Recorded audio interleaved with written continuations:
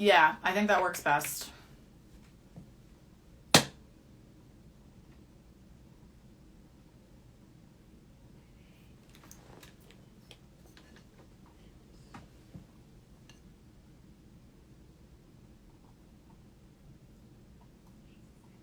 That's all good. I'm lighting my Namaste incense. Last stick of the Namaste. All right. Adding you in.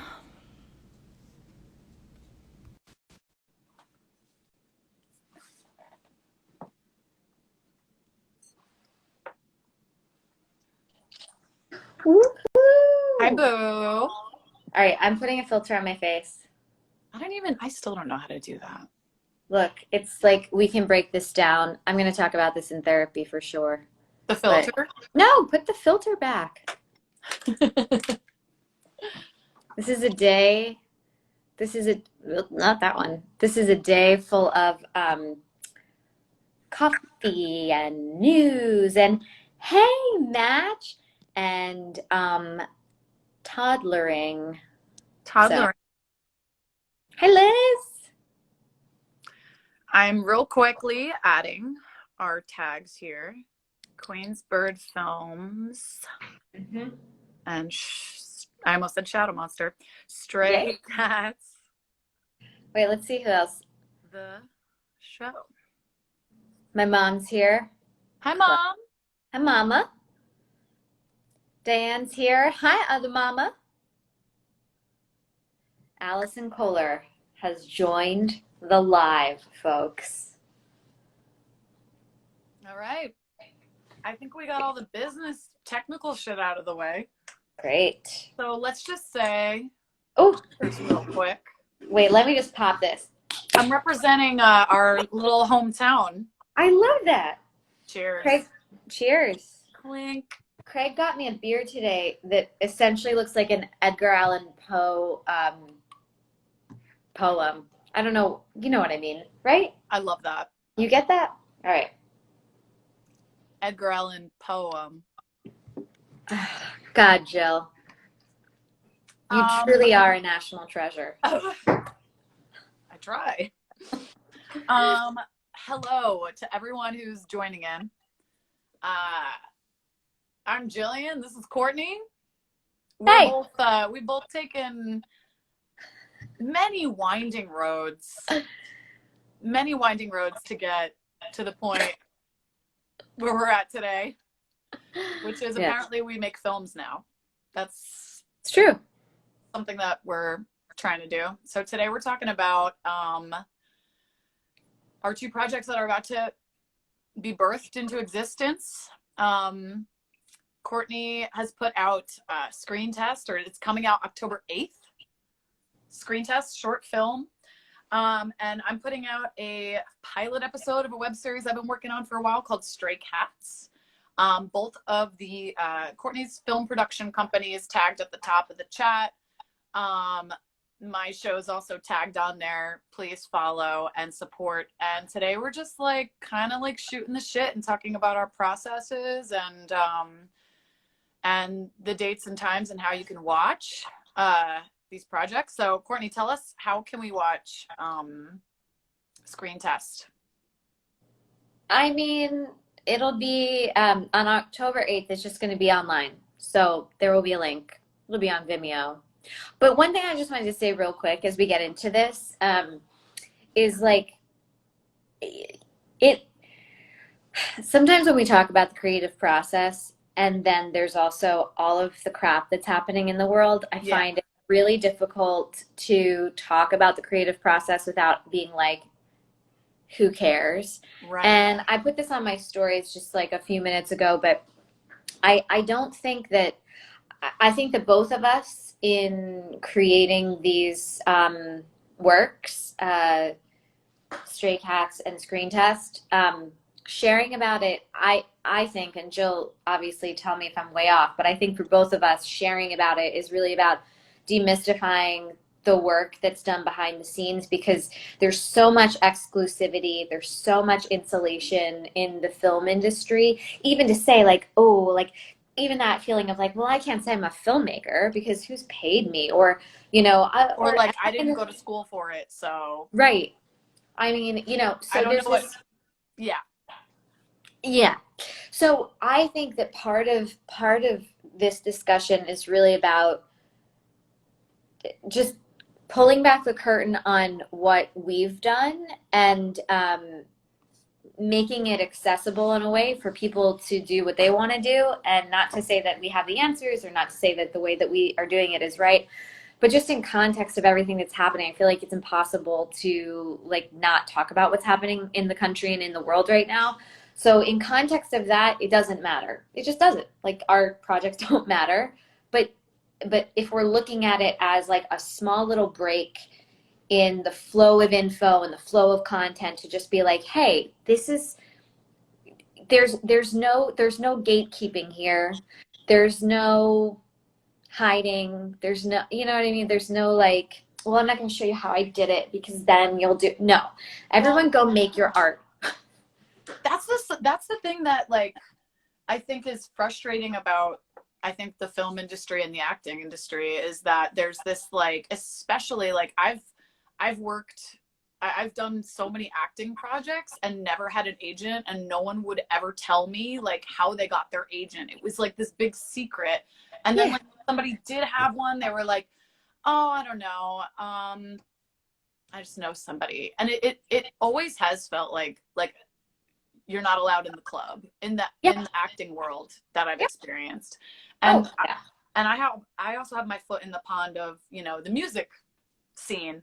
And that's why I ended up doing music so much more, is because I felt like I didn't have to ask anyone permission to like go be in Yeah. a band and go play shows. It was like, but with film and acting and stuff, it's like there's all these like blockades and stuff.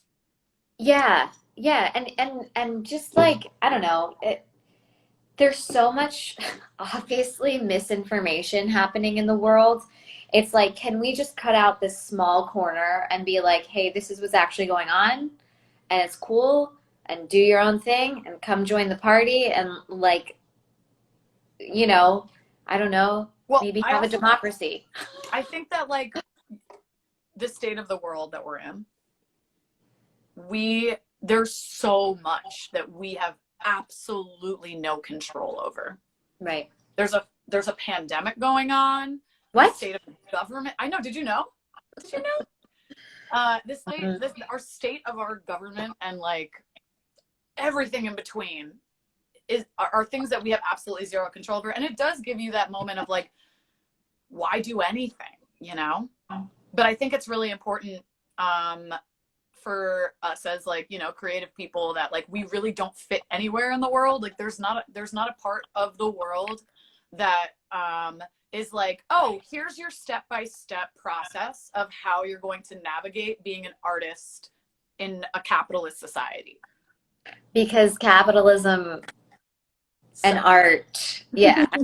Let's do a whole I yeah. mean, I see those parts. A whole let's do a idealize TED talk about about how that. I've written it. I'm ready to go. But yeah, it's an artist, and I say artist in the loose term of anyone who's like, I kind of want to do things differently. Like, Yeah. that's an artist, right? Someone who's like, let me make something out of nothing, even if that's, a teacher, or a bus driver, or whatever. Like, you can, like, art, you can make art by making a sandwich. It doesn't have to be this like highbrow stupid thing. No. But at least in our country, I don't know about other countries, but at least in our country, like, art, as in the independent spirit of human creation, is not valued. Commercial art is valued. A nice succinct beginning, middle, and end is valued in its own way. Not to say that commercial artists, that there aren't any amazing commercial artists. There are people who really balance that in an elegant way. But I'm just saying, like, the system, that's despite the system. The system Right. itself is not set up for that, to support us. So we just want to support each other. So that's just like the very long-winded. Well, I feel like that's all we have at this point. in time. Yep. We have to take the reins back a little bit. Like the little guys have to kind of like we got to put our elbows out a little bit and make our place in the world, because I mean, what else are we gonna do? Yeah, I mean, fight for democracy, fight for art. And art's like a form of statement and cultural revolution. Protest. Yeah. All right. So anyway, that's the thesis, y'all. So that's our thesis.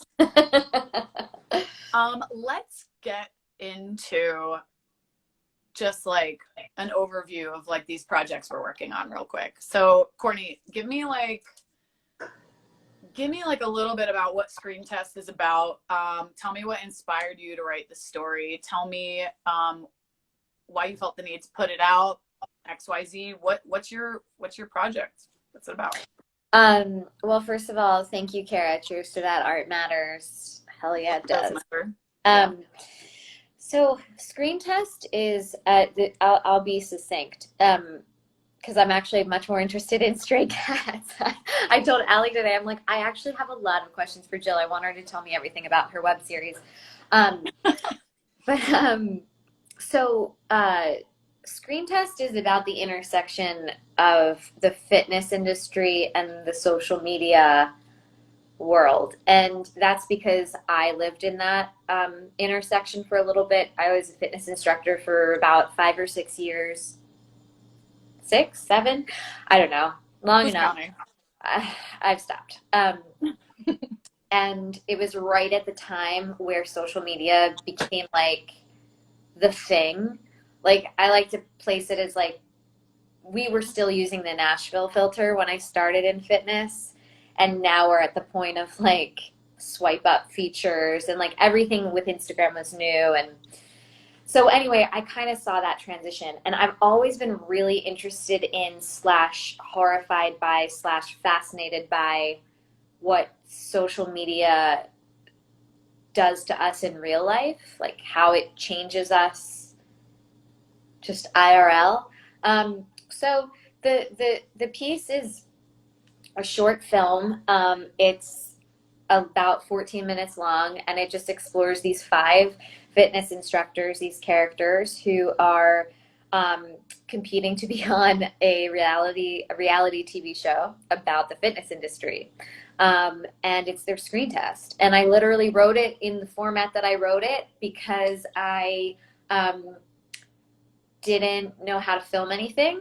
And I thought, what's easier than someone sitting and speaking? So literally, that's not the whole film. We have B-roll, we have other things going on, but like a majority of it is basically people sitting and speaking.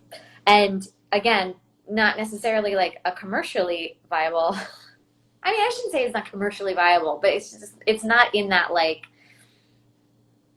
commercial. Yeah, like meant for reality TV consumption. Yeah, I mean, it plays on that, and it kind of makes fun of that to a degree, but it also, yeah, I mean, I hope that when people watch it, a lot of questions come up for them, and there aren't really any clear answers. But anyway, that's basically what it's about. Fitness, but also more so about the ways that social media changes and shapes us, and what that means for our souls, kind of, in 14 minutes.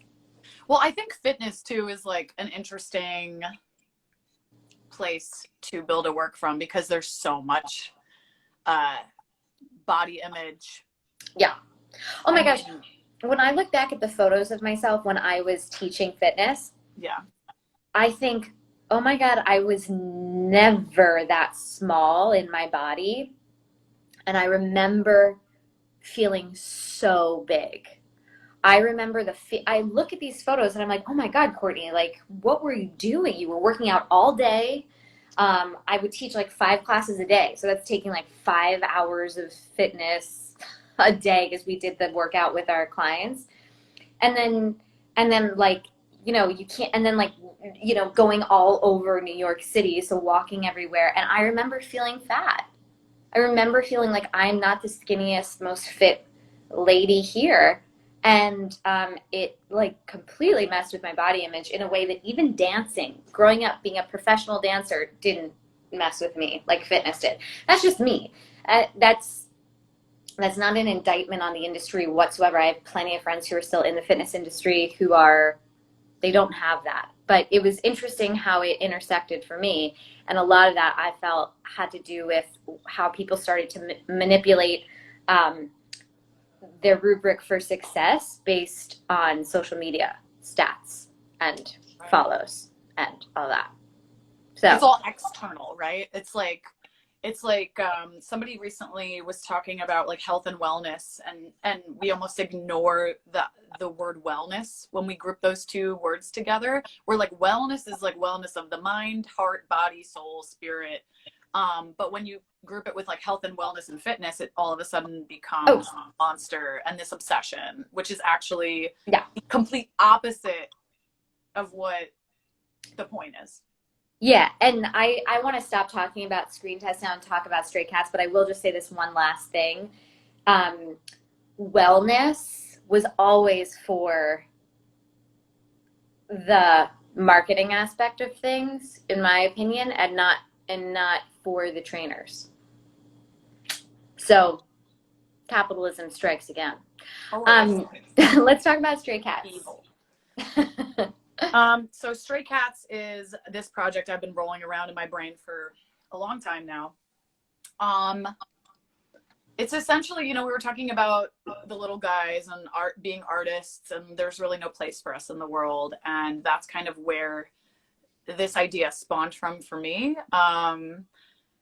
It's my attempt to create a story that's about people that decided to not take the straight and narrow, safe route.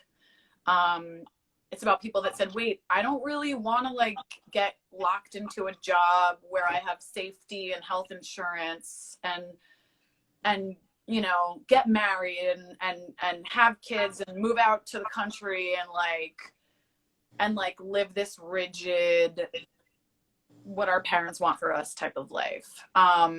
It's kind of about the people that went, oh, I don't want to do any of that. That makes me feel, scared, actually. I want to go do this. But then you go do the art stuff, and then, you're in your 30s and you don't have a savings account. Like, it happens. Yeah. I mean, if you're a millennial. Yeah, no. We were sold this idea that we needed to go to college, and we all had college loans and, whatever. Anyway, the idea at the core of it is about being an artist and like actually, the real, not the artists that we see that make it to mainstream. I think one of the things that made me want to do this show was I play in a band. I see live music all the time, and I'm constantly confronted with this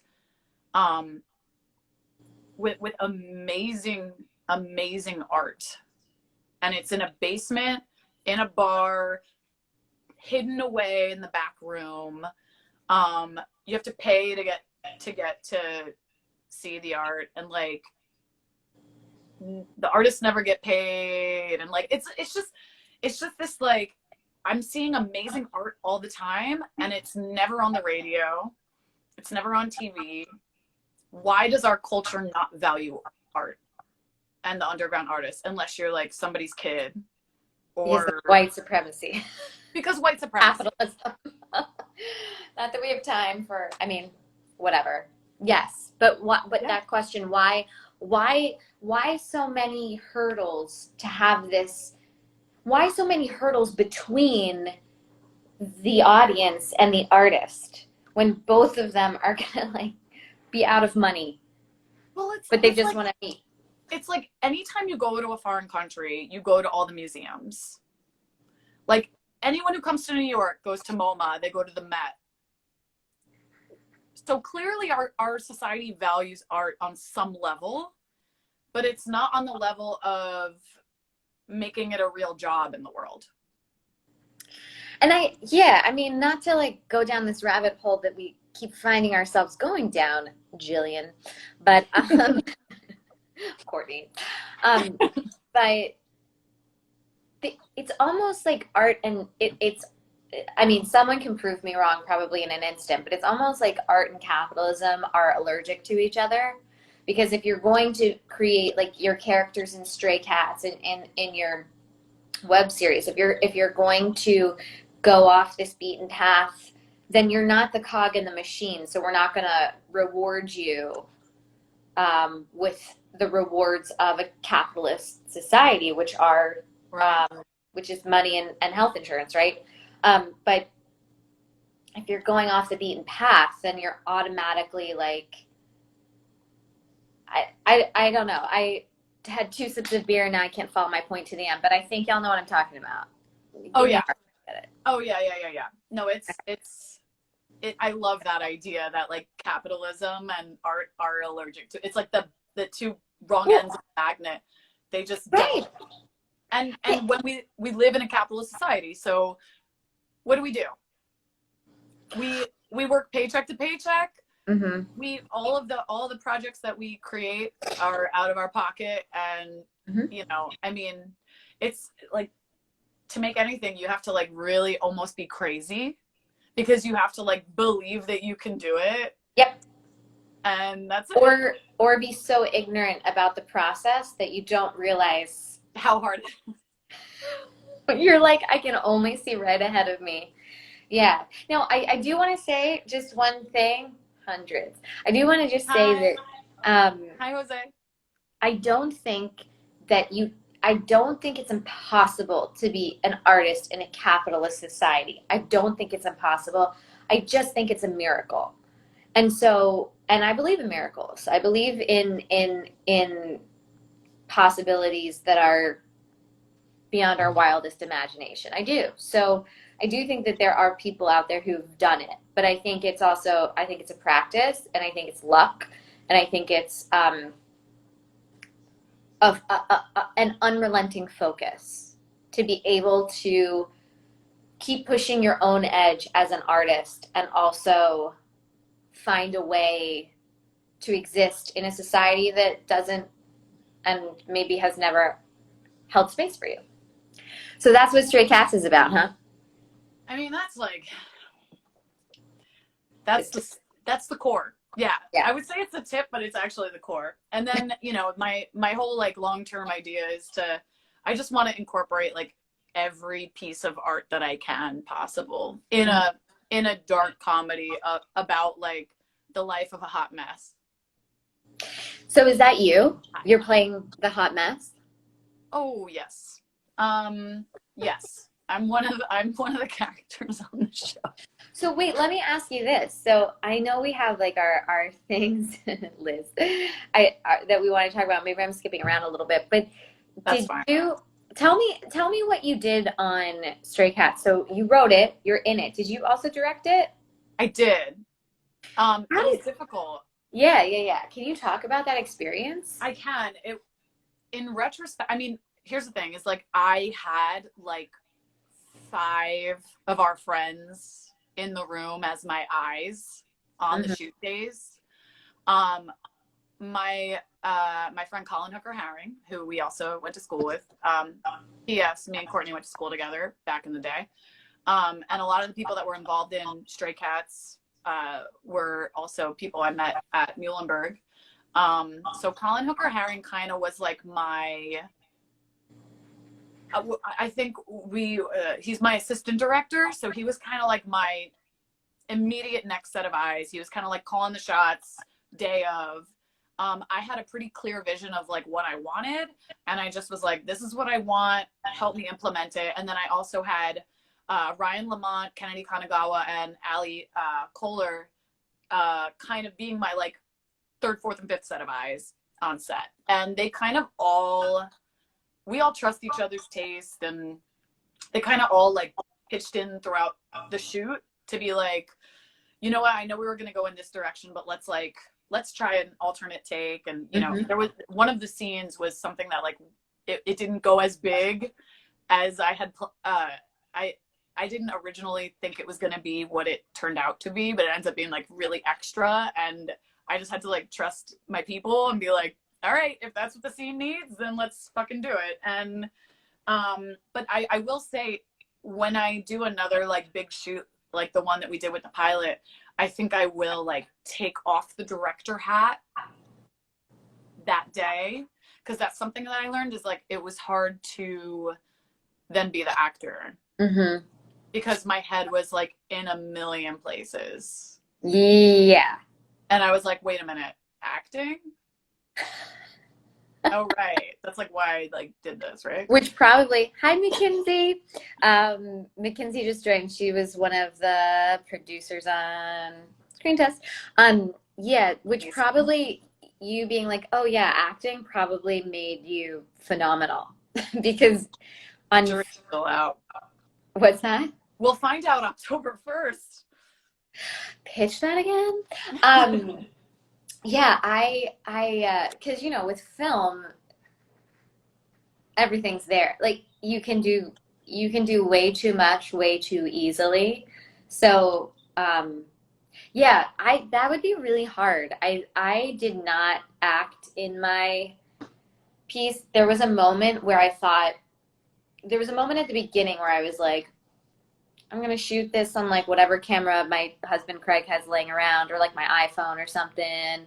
And like, if I can't find enough people to be in it, like I'll just play this part and I'll just like have Craig teach me how to like frame something. Like I was really like, that's what I was saying earlier. Like there was a bit of ignorance on my part that actually like allowed me to move forward, because each step kept revealing itself to me, so that I was like, by the time like things got rolling, I was like, oh no, I'm definitely not going to be in this. And I'm just going to direct it. And I wrote it, but obviously that's like pre-production. But I props to you, man, for doing all of that. That's crazy. I was going to say it's crazy. It's not like crazy. I said before, crazy. Yeah. You gotta be crazy. But it's also like, good for you. I had someone tell me once, like years ago, oh, you're not going to want to act, like the first time you direct, do not act in it. And I remember thinking like, well, now you told me not to do it, so now I want to do it. So, I mean, I don't know. Rebel. I know. We're all little rebels inside. Oh, yeah. Oh, yeah. Without a doubt. So what do you want Jesus, seriously. To do with my life? Yeah, what do you want? What do you want to do with, once this is out in the world? Love you, Match. Once this is out in the world, what do you want it to do? Do you have episodes lined up or in your head, or? Well, I mean, this comes around to pandemic times. Yes. And like, you know, financial times where you go like, it was such a beast so the pilot's 14 minutes, similar to Screen Test. You said is roughly 14 minutes. Yep. To make 14 minutes of film takes 50 hours of work and a whole bunch of money and a whole bunch of planning. And I mean, how long did you shoot, actually? I'm curious. We shot 24 hours total. So we had 2 12-hour days back to back. Yeah. And it was tight. Yeah. Like I would have loved to have a week to do what we did.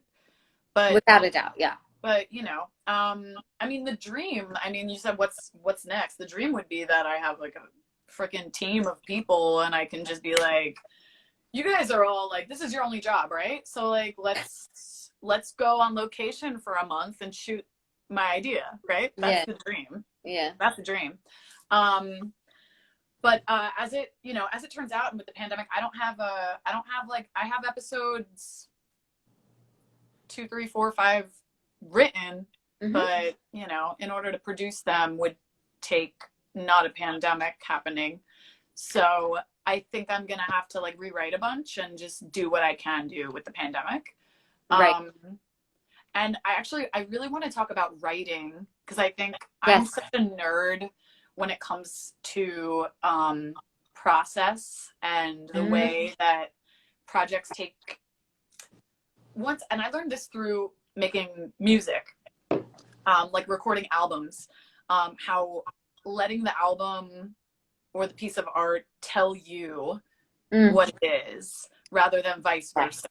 It's like rather than taking a square peg and fitting it into a round hole and being like, no, this is my idea. I'm married to this idea and I'm going to make it fit into this round hole.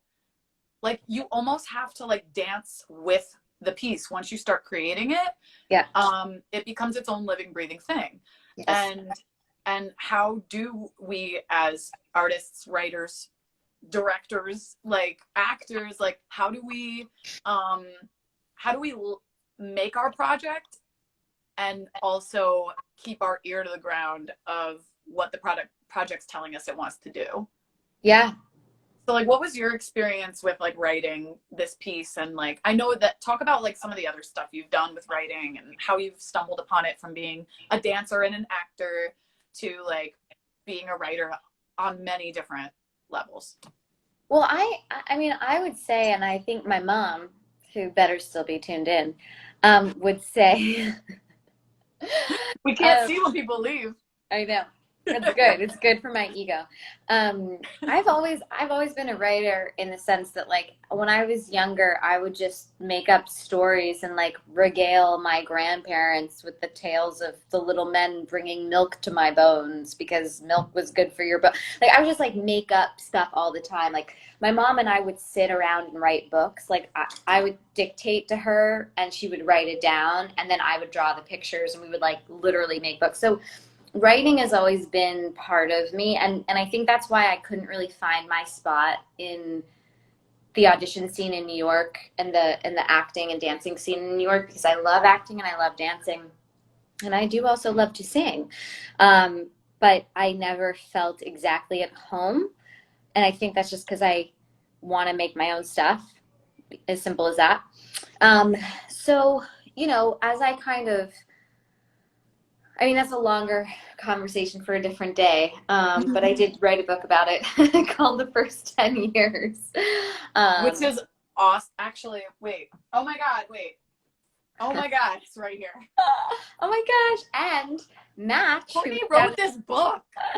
And Match, who was on here earlier, designed that amazing cover. How amazing oh my is that God, cover? I wish I put it out when he was still tuned in. Yeah, Well, I freaking love this book. I'll Highly recommended.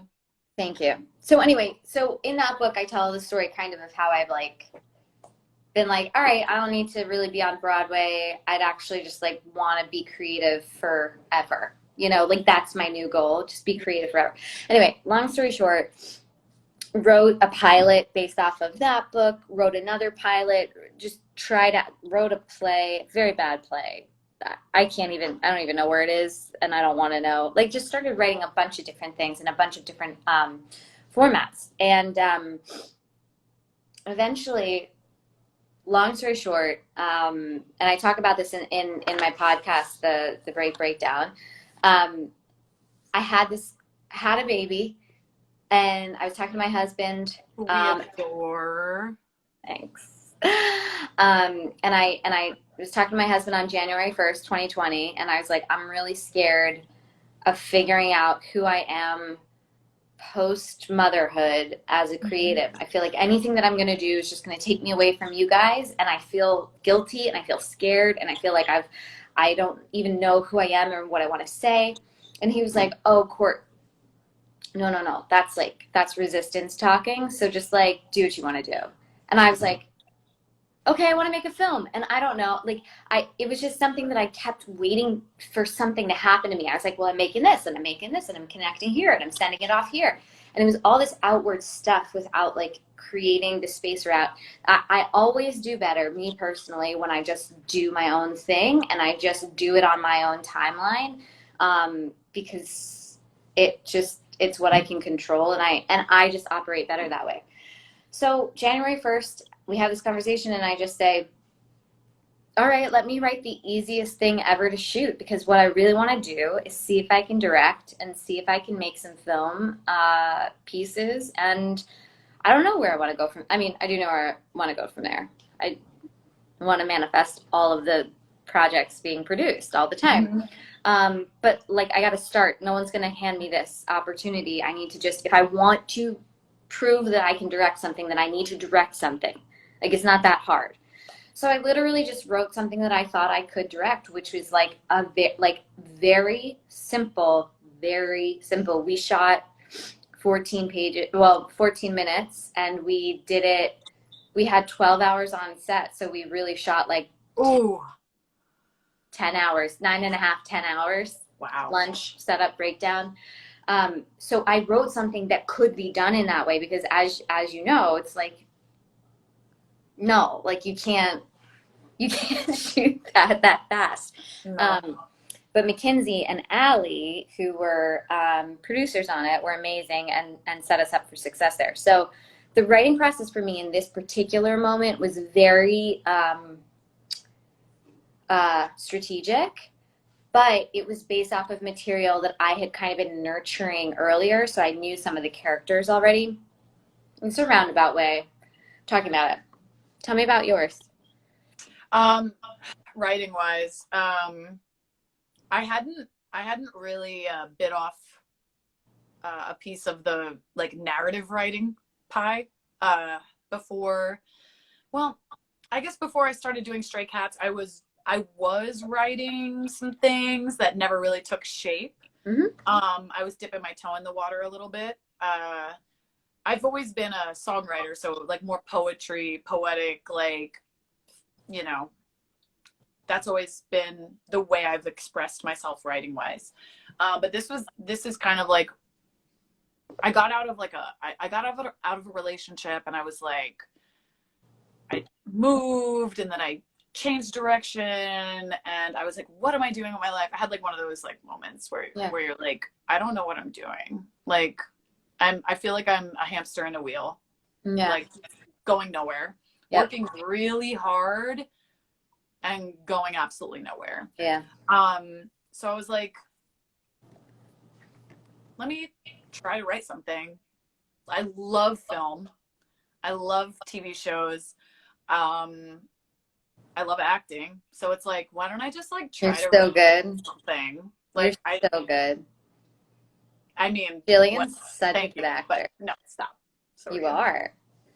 But I was just like, let's put a bunch of garbage to the computer. Sure. And then let like 5 months go by and sift through that garbage. Like, that was my process in creating this show. Has taken so many different drafts and versions. At first I realized it didn't pass the Bechdel test, and I was like, wait a minute, I have a show about a girl that's sad about a boy. I can't make a piece of work like that as a woman. Like, no, fuck that. I'm gonna make it about something bigger, something more important, you know. Yes, she's also sad about a boy, but it's not about that, you know. Yeah. So I mean, meanwhile, I feel like I never write about relationships and feel awful about it. I'm like, I need to just think about love more. Actually, like, me and Liz Wasser and I were talking about how interesting it is that like every show has a writer's room of like all men, until like, you know, kind of recently where people are like, let's put more women and non-binary people in a room together who have a different perspective on everything, and not just have a bunch of men writing about girls sad about boys.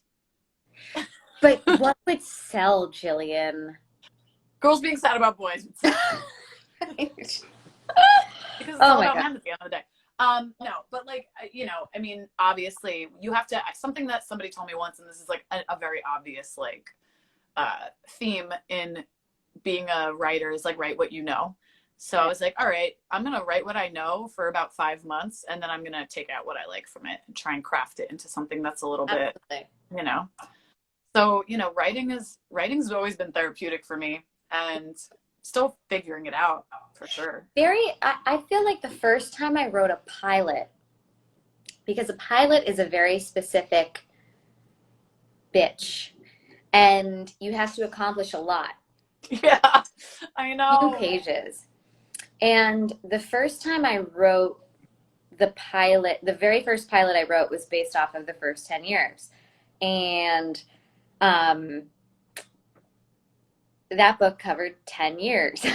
So I was like, okay, how am I going to do this? So I literally I found, like the beats and everything. I found the beat breakdown for the Breaking Bad pilot because I felt like this is a really effective pilot. Oh. And I literally just was like, okay, this is what's happening here. This is what's happening here. I kind of like study each beat and what's supposed to happen. And that would and because I knew the Breaking Bad pilot so well, when I would read it on the page, I would in my mind, I'd be like, okay, that's what he's writing. But then this is what actually came to fruition on screen. So how do I balance that? Okay, all right, I see what I need to add in here. And please, by all means, it was a terrible first draft. I mean, so bad, very, very, very, very bad. But you have to have crap. Yeah. I think, and I just want to interrupt you for 1 second and just say, so many people I talk to are like, no, but everything I write is shitty. It's like, yeah, keep writing shit. Yeah. Please write as much shit as you can, because that's the only way to get to something truthful and pure and beautiful. It's literally going to be shit until it's not. Yep. And then at the point that you think it's not shit, you're only going to be kind of like, I think it's not shit, but it still might be shit. Right. You don't know. No, you don't know. You don't know. It's that Ira Glass quote. And I just was talking with my friend, Lawanda. Lawanda and I were talking about it on an episode of Great Breakdown. I like that shit emoji, Joe. Hi, Joe. Shit. We were talking about the Ira Glass quote where he's like, the reason you got into this artistic life is because you have good taste. And when you start out, you do not have the skills that match up to your taste. You have to do enough work to build up the skills to get the idea of how to reach that good taste that got you into the game in the first place. And that's what it is. I mean, it's literally just, are you okay with shit? Are you okay with failing? Okay. Are you okay with busting? I had this one moment when I was a kid where, and I think about it from time to time, where I was so excited to get to the playground, and I think I was probably about 6 or 7, and I was running to the swing, and I was just super psyched about there was no one on swings. It was all free reign. I didn't have to impress anyone, and I hoisted myself up on the swing, and it flipped backwards, and my face went through the mud, face full of mud. And then of course tears and blood and all of that. But it's I think about that from time to time, and I'm like, did it prevent me from continuing to go on a swing? No. No. We all, as artists, whether you're a musician, a visual artist, a dancer, a singer, you have to fail. Your life is a failure. Getting up, you're getting up, but you're getting up. So yes. It's yes. Yeah. Yes. And this is why art and capitalism are always coming to a head, because art has to be failure. Art has to be, you cannot find your edge you cannot find a maximum of your potential if you are not willing to make a fool out of yourself 99% of the time, except for that 1% of the time where it hits. And that 1% of the time, it'll hit, but it won't hit unless you fail a whole bunch. So yeah, and also it's also the kind of thing where this is why art and capitalism are so at odds, because failure in art is progress, and failure in capitalism is bankruptcy, and we don't think of bankruptcy and progress in the same, we don't categorize them, at least in our country, we don't categorize them as both the same thing. Yeah. So anyway, yeah, a lot of shitty drafts, and yep.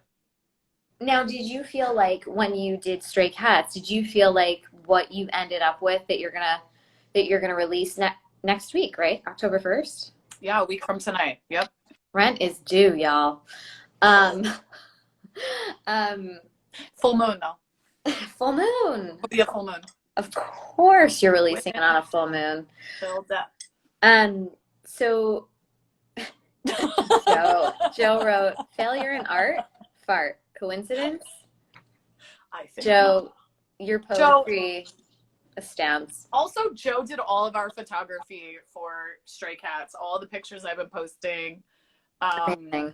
Fucking mwah. Italian kids.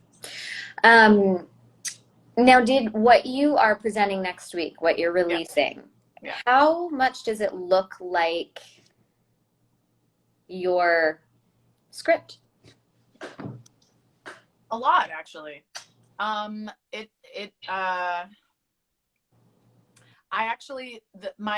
DP, Zach Nelson, and I spent a lot of time before going into shooting, pretty much storyboarding the entire thing. Did you storyboard? Yeah. We like shot listed and everything. Like, no, but I mean, did you draw it? Did you, Jill?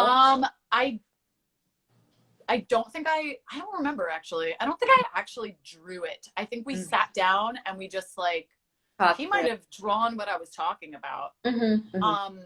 But I have storyboarded music videos though. I bet wait, your music videos or other people's? Mine. Amazing. Some that I've worked on in the past. But I had a very, very, and when I'm writing, I don't know about you, but like when I'm writing, I'm definitely seeing the shot, and I'm seeing like, okay, we're gonna that's like a super close up. I want this to be, and something in Stray Cats that we played around a lot with was, and it was something that we're not sure if this is gonna work, but let's find out. And it ended up working, which was having people looking like straight into the camera, which is kind of like a no-no with like filmmaking. It's like, oh no, you want your like sight line this way or whatever. And we played around a lot with that. Visually for the most part, it was like kind of exactly what I saw in my head. That draft took many different shapes though. I definitely, there was some input that Kennedy Kanagawa gave me, which changed like the whole beginning. It was definitely like, this is another thing that I would tell people, like when you're making something, like know who you trust and share it with them. It's fucking scary, but like I sent out like every draft of this thing to like my 5 people that were in the room with me that day. And that's why I wanted them in the room with me that day. Because I was like, I trust your guys' judgment. And I want you to tell me what you think. And it definitely, like, everyone's input changed the course of like the final, like, all right, this is the final draft of what we're working with. And in the edit, it was pretty much just like kind of the same as when we started. Yeah. Like giving people like, okay, here's V1, what are your notes? Or like of the actual. Oof, there's a fly in my room. Yeah, like I think I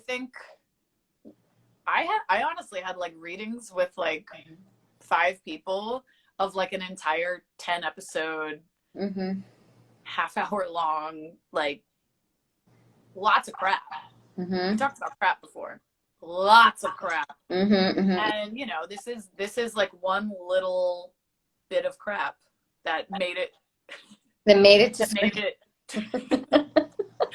I've honestly rewritten like the rest of it. You know, you talked about pilots. This is like for me, it's kind of like a true pilot where it's like, it can go anywhere from here. So that's kind of what my intention was in making this little short film. Yeah. Where I was like, I don't know how long this is going to take me to put out. And I don't know what I'm going to be wanting to write about at that point. And luckily enough, it's pretty open-ended where I'm like, oh, we're in the midst of a pandemic. I could make this work. Oh my God, you totally could. I just like from the little bit that I know about it. And also it's like, if I had have something else that I want to do next. And it's written in a real particular way. And I think I started writing it 3 or 4 years ago. So like my life has completely changed. I had a baby. So like I'm new, I'm brand new. Yeah. And then there's a pandemic, and so it's really interesting. I'm like, okay, this actually still works, but I'm different.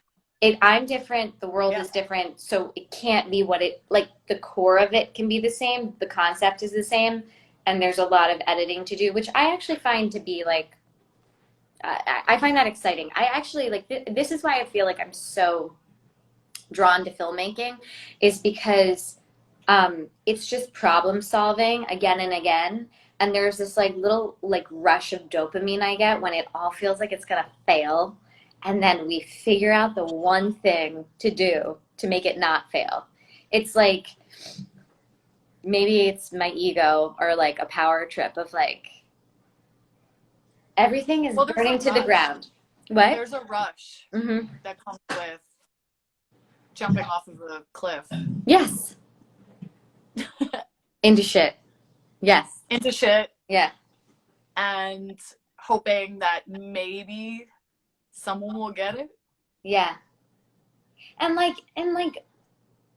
there's a rush about potentially failing. There's a rush. Yes. There's a rush about like you could fail. I'm gonna get a rush, when this thing is released in 2 weeks. I'm sure next week when you release, like, I'm gonna get a rush and being like, oh my god, everyone hates it. As soon as I like public, I've been thinking about that ever since I started writing it. Oh yeah. I mean, like, there's not a day that goes by that I think like, well, maybe not. But that's kind of part of the fun of it. I mean, you do have to be crazy. Delusional. Yeah. I told my mom I wrote a love song once, and she said, "What's that about?" And I was like, "No." She said, "What inspired that?" And I was like, "Delusion." I need you to do a web series about you and your mom. Oh, I do. That would be juicy. I do. I need that. Okay. Talk about that. Before we continue talking, I feel like we're at like the hour mark, and I don't want Instagram to. I feel like in the past it's kicked me off after an hour of talking on live because we've been raging against capitalism.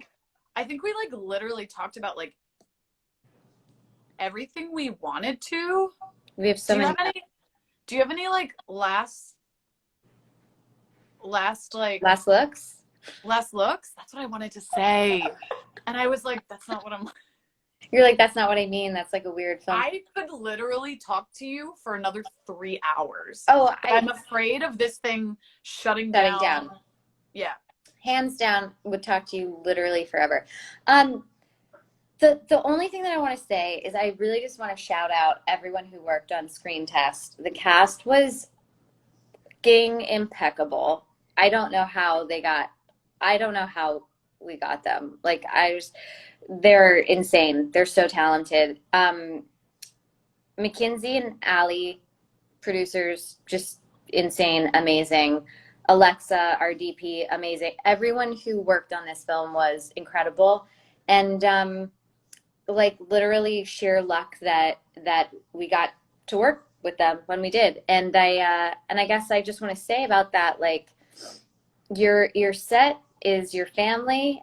If you want to do anything, whether you know how to do it or not, lead with love and honesty and transparency. If you can't pay people, be like, I can't pay you. If you can pay people, pay them as much as you can. Like, literally just do what you can. And my thing was all about, I'm not going to try to make money back off of this. Any money I sink into this is an investment into who I think I'm going to become. And not in like a big sense, just like in a personal sense, who I'm trying to become. It's an investment in myself and in the people that I love and appreciate. And, if you want to do it, just go out and fail. Just go for it. Make something terrible, and maybe it won't be. Amen. I actually chills.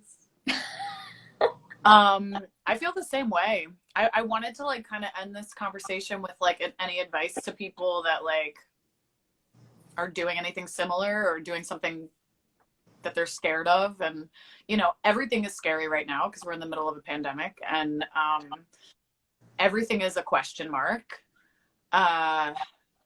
And for me, I've just always had this like little flame burning inside me that's like, finish this shit. Mm-hmm. Finish him, Mortal Kombat. Finish it. Uppercut. Yeah, I'm The just 90s. Like 90s babies. I'm just like, I have to like stop worrying about what the world thinks of who I am and what I do and what I make, and just like hope that like I can keep doing this because it makes me happy. And, you know, bringing it back to a capitalist society and capitalist ideals, we're not raised to think, like my mom asks me all the time, what's this going to get you?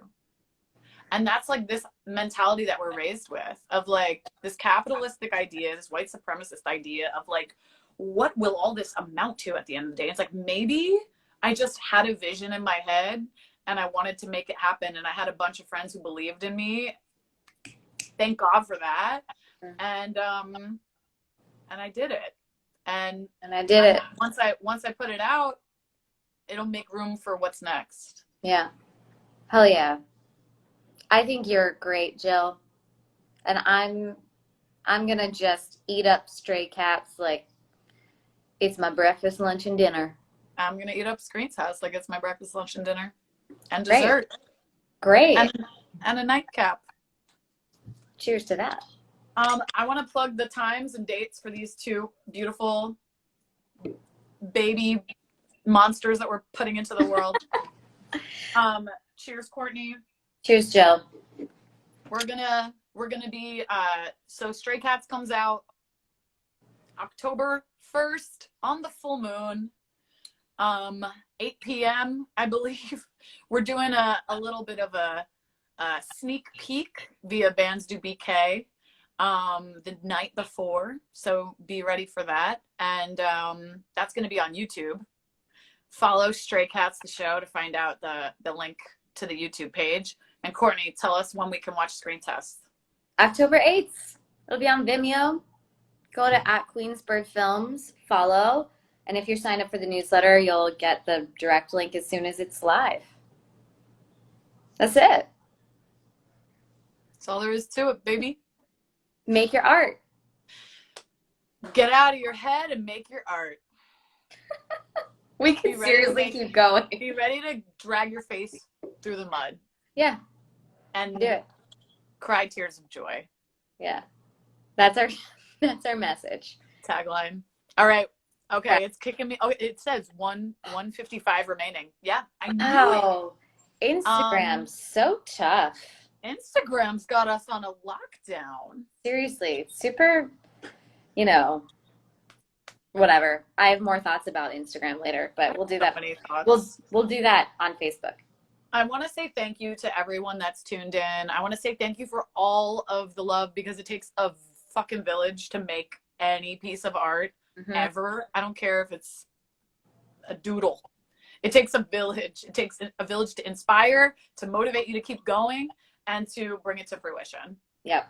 So thank you to everyone who's like supported us, and and let us know how we can support you guys, because we're all in this together. Can I say one last thing? Is Instagram going to give me time? We got 105 remaining. Go for it. So also, I have a podcast called The Breakdown that is a more in-depth look at the literal steps I took to make Screen Test. The first 3 episodes for sure, and then the next 5 episodes are all with the cast talking about their artistic lives and their process. They're amazing human beings. So you can check that out. And if you have things that you want to promote or talk about or discuss, please reach out. And I'm always happy to talk to new people and friends about your projects on that podcast. So I'm just throwing that out there. Perfect. It's a great podcast. And Jill, that includes you. Great. Sign me up. Great. All right. Peace out, everybody. We love Cheers. you. Love you. Mwah. Cheers, Bye. motherfuckers. Make your art. Make your art. Bye.